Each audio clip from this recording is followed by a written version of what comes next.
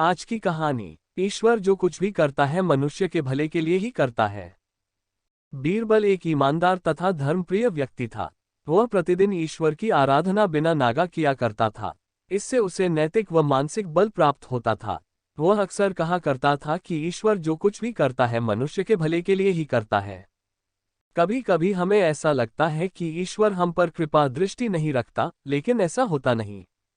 कभी कभी तो उसके वरदान को भी लोग शाप समझने की भूल कर बैठते हैं। वह हमको थोड़ी पीड़ा इसलिए देता है ताकि बड़ी पीड़ा से बच सके।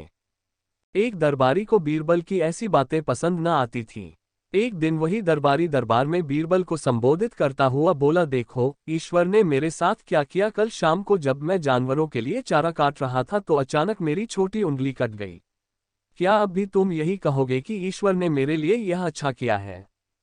कुछ देर चुप रहने के बाद बोला बीरबल, मेरा अब भी यही विश्वास है, क्योंकि ईश्वर जो कुछ भी करता है मनुष्य के भले के लिए ही करता है।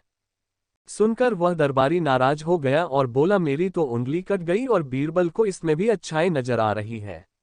मेरी पीड़ा तो जैसे कुछ भी नहीं। कुछ अन्य दरबारियों ने भी उसके सुर में सुर मिलाया।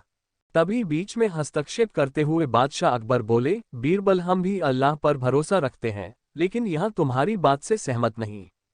इस दरबारी के मामले में ऐसी कोई बात नहीं दिखाई देती जिसके लिए उसकी तारीफ की जाए। बीरबल मुस्कुराता हुआ बोला, ठीक है, जहां पना समय ही बताएगा। अब 3 महीने बीत चुके थे। वह दरबारी, जिसकी उंगली कट गई थी, घने जंगल में शिकार खेलने निकला हुआ था। एक हिरण का पीछा करते वह भटककर आदिवासियों के हाथों में जा पड़ा। वे आदिवासी अपने देवता को प्रसन्न करने के लिए मानव बलि में विश्वास रखते थे।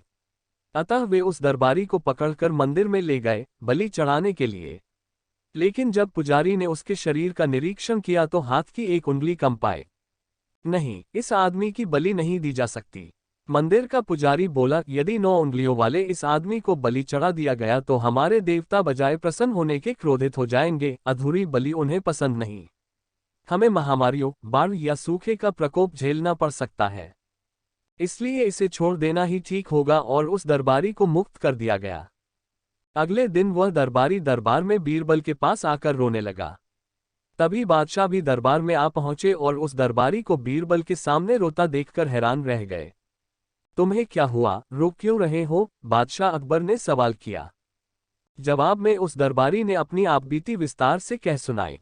वह बोला, अब मुझे विश्वास हो गया है कि ईश्वर जो कुछ भी करता है मनुष्य के भले के लिए ही करता है। यदि मेरी उंगली न कटी होती तो निश्चित ही आदिवासी मेरी बलि चढ़ा देते। इसीलिए मैं रो रहा हूं, लेकिन ये आंसू खुशी के हैं। मैं खुश हूं क्योंकि मैं जिंदा हूं। बीरबल के ईश्वर पर विश्वास को संदेह की दृष्टि से देखना मेरी भूल थी। बादशाह अकबर ने मंद मंद मुस्कुराते हुए दरबारियों की ओर देखा, जो सिर झुकाए चुपचाप खड़े थे।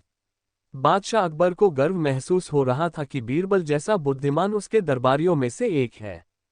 आपको यह कहानी कैसी लगी हमें कमेंट बॉक्स में बताएं, और ऐसी मजेदार कहानियां सुनने के लिए हमारे चैनल कहानियों की दुनिया को सब्सक्राइब करें। धन्यवाद।